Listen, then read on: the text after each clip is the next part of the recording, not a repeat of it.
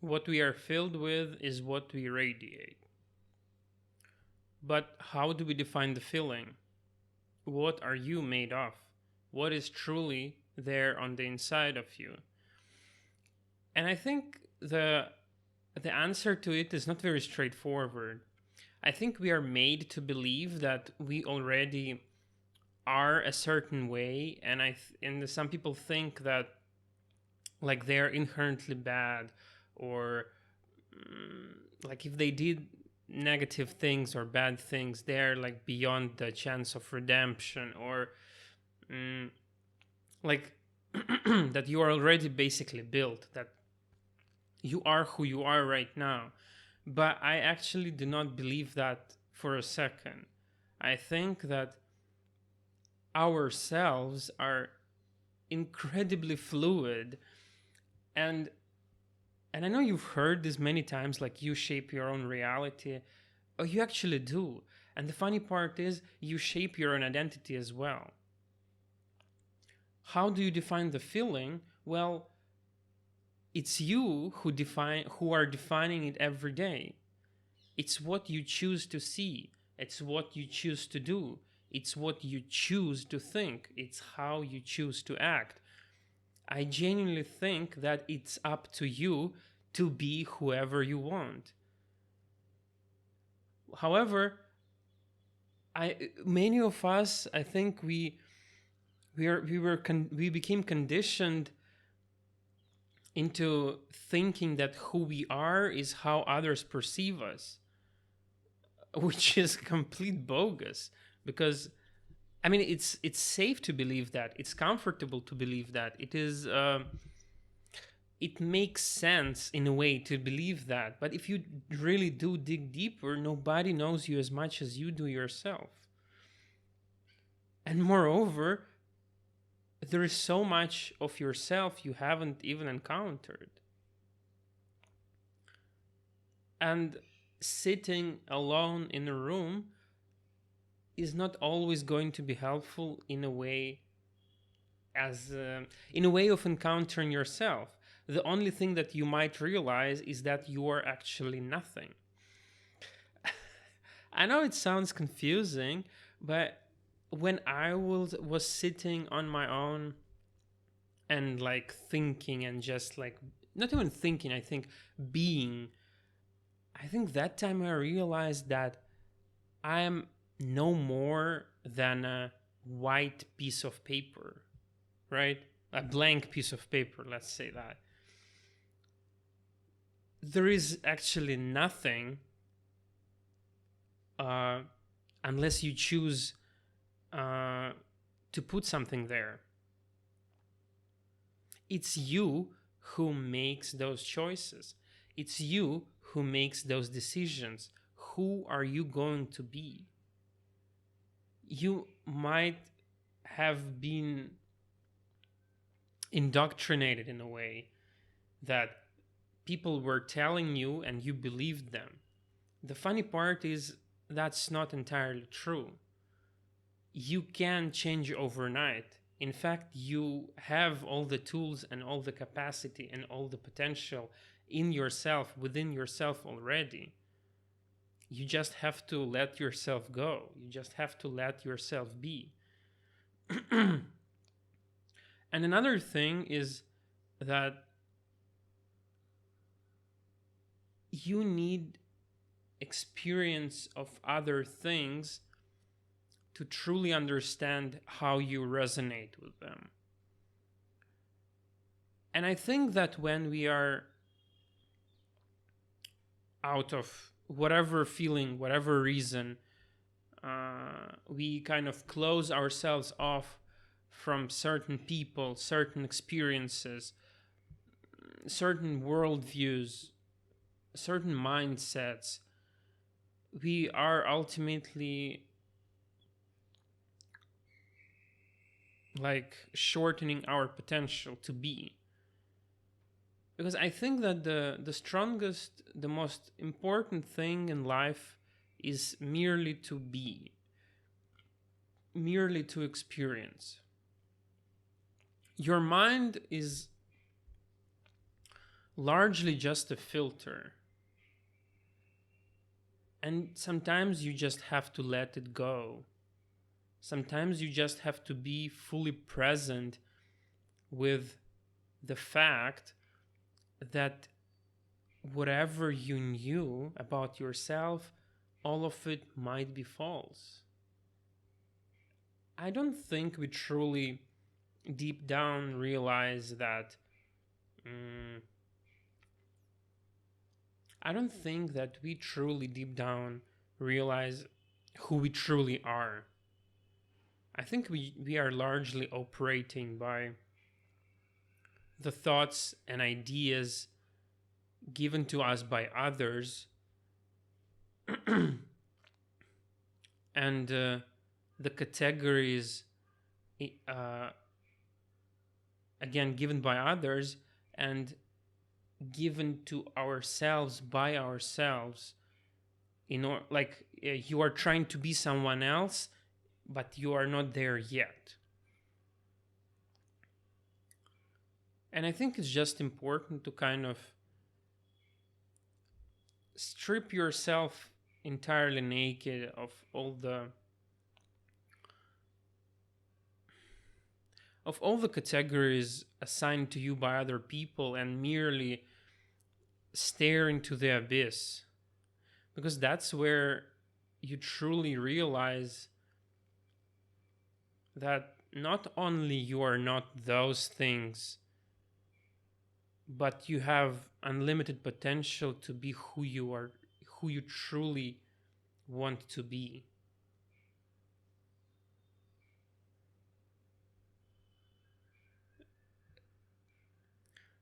Again, who you are is who you choose to be, what you choose to do, how you choose to act in day-to-day life, in every minute, every second, let's say. What you focus on becomes your reality. And I'm saying it in the sense that every day, every hour, there are, I don't know, thousands of things happening around us and to us. And the thing is, those things are not inherently bad or good. They just are. It's just the chaotic nature of the universe, right? But what is important is how we choose to interact with it. What kind of labels we are assigning to it. Because again, things are not bad nor good. It's how we see them individually. And I think that response is what is shaping our reality. I mean, personal, individual reality. It is shaping how we see the world. But the funny part, again, is that we can choose how to see the world. It is not just happening to us and we are kind of suffering. Yes, pain may be there. However, suffering will be optional, right?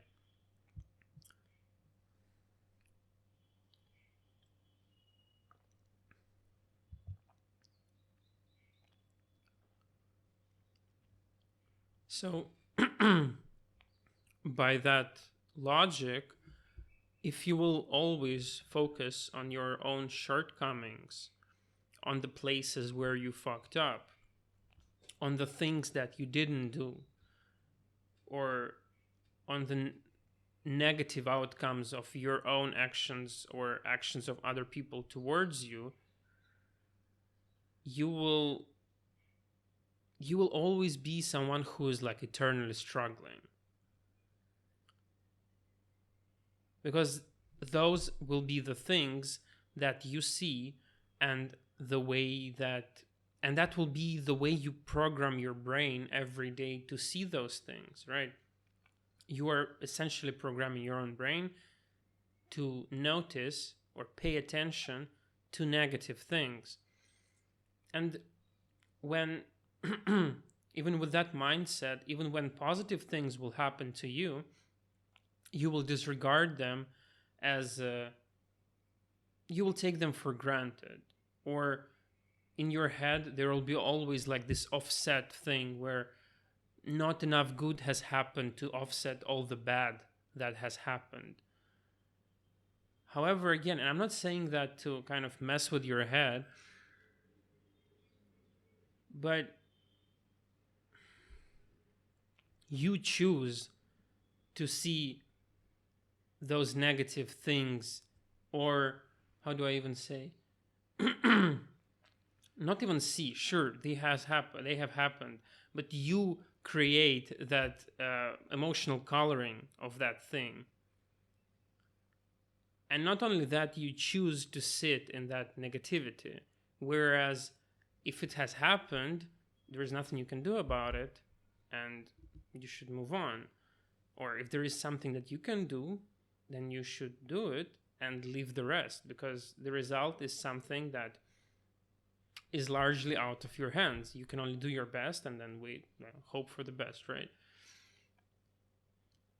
But what you can do is not see negatives, but rather focus on positives, right? Regard even the smallest things that you experience in day-to-day life as something good to yourself. Like the small steps you take every day. You absolutely can and should see them as positive.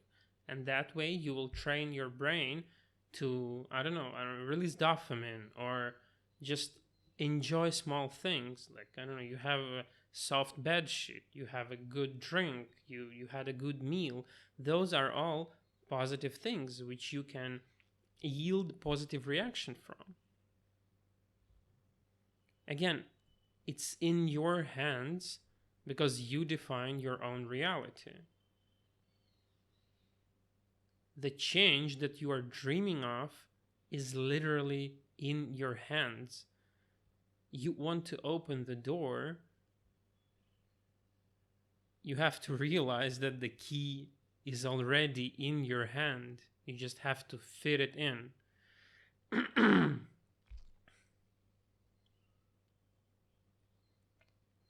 What you think is what you see. And what you see is what you talk about. So if all you see is negativity, you may as well be sure that all talks that you will engage in will be circling around negativity, and that will bring in the people who will kind of keep that negativity flowing. That's something that I personally have experienced.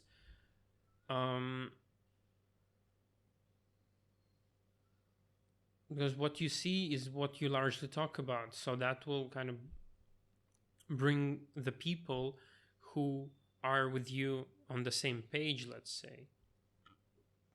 And what you will do is constantly whine and bitch about how world did you dirty, about how you got a shitty hand, about how things are bad. And that will kind of make you stay in the loop. It will be harder for you to get out of that system, let's say.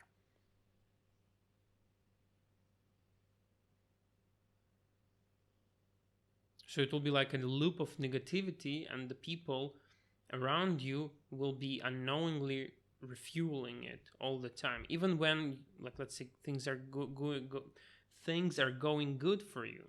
You are trying to focus on something positive, but the people around you, they are still on that page, so they might unknowingly like push you into that negative loop again. And that is the painful part of change, I think, where you outgrow people with whom you used to be together, let's say. And you don't outgrow them in a, oh, I'm better now way. It's just that there are different things you focus on now. And the focus needs constant refueling from yourself and from others. Imagine like you're trying to pour your own positive energy, I don't know, in a glass. And then somebody else comes and drains it. So eventually you will start to realize that it's easier to stop the ones draining it rather than pour more of your own, because again, your energy is not endless. And that's just the price to pay, I guess, for being different, for thinking differently. So if you're alone now, if there is nothing or nobody's supporting you, I think you are on the right path. I think you are in the right direction, because it does get worse before it gets better. It does get lonely before you find your own crowd again. But you definitely, absolutely, 100% will have to separate yourself from the people who pull you down unknowingly again, but they still do.